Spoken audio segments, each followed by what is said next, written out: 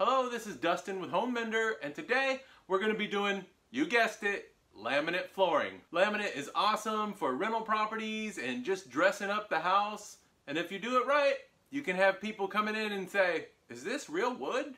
I'm going to show you how. Let's get to it. Now we're going to start by removing the old floor. This one had hideous 70s carpet in it, so I'm really glad you didn't get to see it. So if you're pulling carpet, you're going to want to remove the tack strip and everything that's sticking out of the floor, any nails, humps, or anything. If you're removing a hard surface floor, you're going to want to pull the shoe molding as well. We're going to cut the floor up to it, and then we're going to put new cord around or shoe molding to trim it out. Go ahead and cut the paint line with your razor knife. Pry bar and hammer.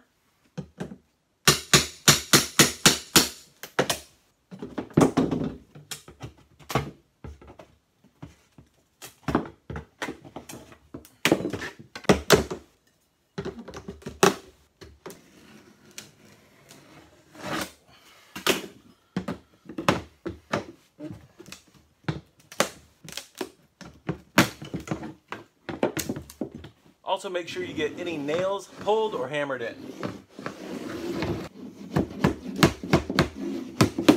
After we get our baseboards cleaned up, shoe molding removed, tack strip, whatever you got going, we're going to get our underlayment installed. Butt it to the corner, roll it out, cut it to fit.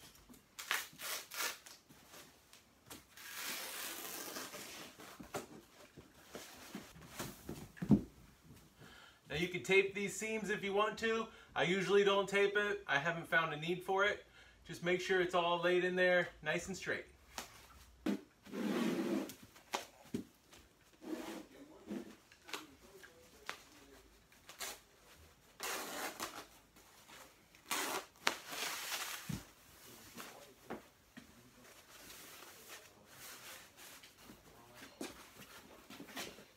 We're going to start in this corner. We're going to run the floor this way because I have a room full of furniture and don't really have a choice but to run it any other way.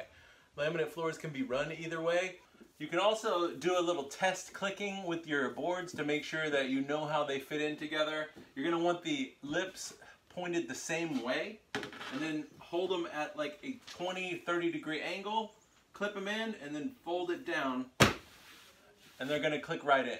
Now I'm not one for telling you guys what tools you should have. It's just not something that I do in my videos. You can see what tools I'm using. But for doing laminate floors, there are two tools that you need especially. One is this hammering block. When you're trying to tighten up the boards and close up the gaps, you're gonna set this on a board like so. There's a little lip underneath and you can set it and then bang, bang, bang, bang, trying to tighten it up. The other tool is this floor puller guy, which is awesome. The way this one works is when you get to the edge and you can't get the hammering block in there, you're gonna set this on the lip just like this here, and then you can bang, bang, bang, and close that last piece in. I don't suggest doing a laminate floor without these tools. They're a definite necessity if you wanna do a good job. All right, so we're gonna pick this wall to start on. Just any wall, wherever you feel comfortable starting is where you should start. Now, we've got all the little tabs pointed the same way. So I'm going to go with my big tab all pointed towards the front of the house, and that's how I'm going to remember how the boards go, okay?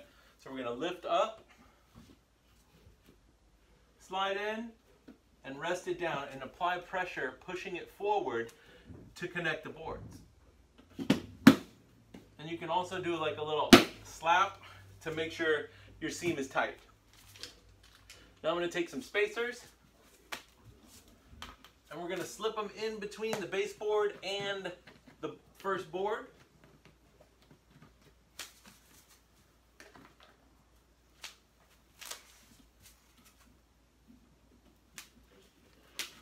Do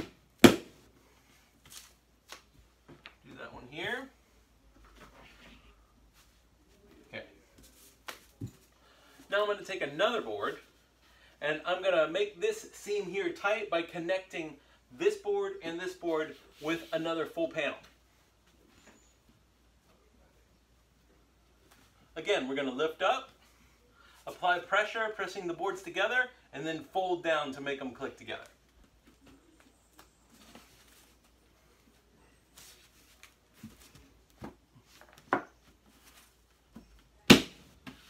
Now we're going to measure for the cut piece. To the wall, measure to your finished edge of the board. I've got 25.5. Make sure my board is pointed the right way. Now I'm going to measure from the finished edge to make the cut.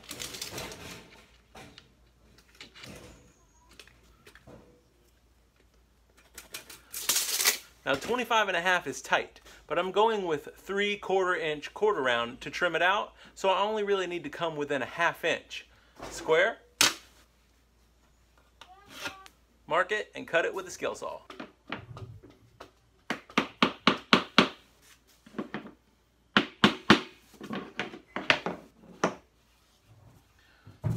Now you can take your floor puller, put it on the end, and just close up that gap. Gentle tap will do it.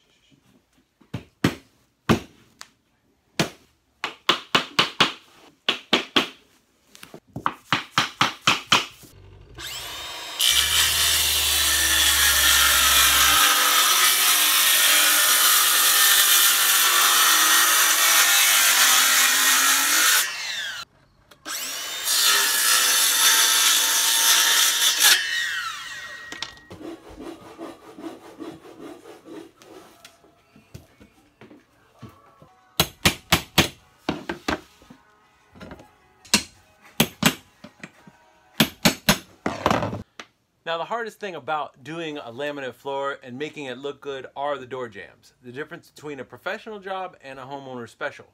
See this one down here, we can't just cut in around the door jamb. We're going to need to cut the door jamb so we can slip the floor right underneath.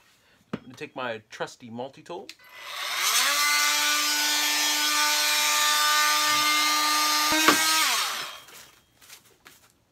Nip off the bottom of the jamb.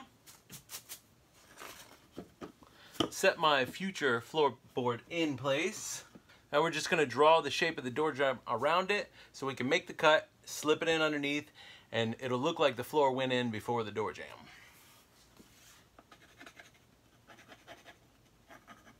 Got my door jamb cut.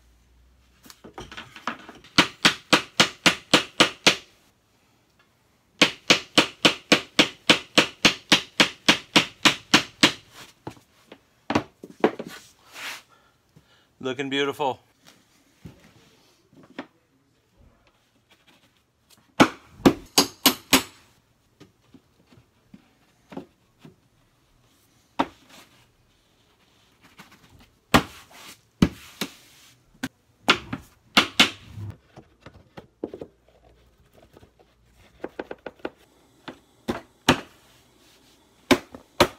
Last piece.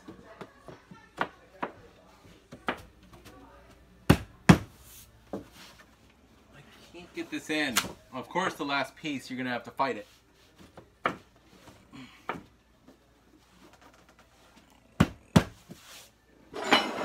Trusty puller.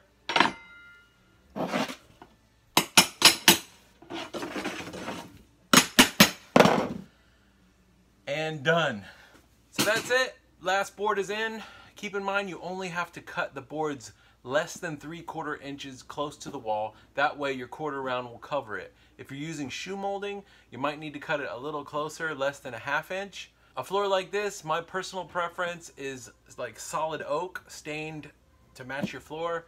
It's going to give you the best effect, and it will have people asking if it is real hard wood. If you use a lesser wood, like a pine or a primed pine quarter round, it's not going to look as classy in my opinion, but it'll still look good. Now you just need to throw in your thresholds and shoe molding or quarter round. I'm going to leave that to you. Keep in mind, you can do this. You do it yourself, you're going to save you about $3 a square foot, which is a pretty penny when you're doing 1,000 feet.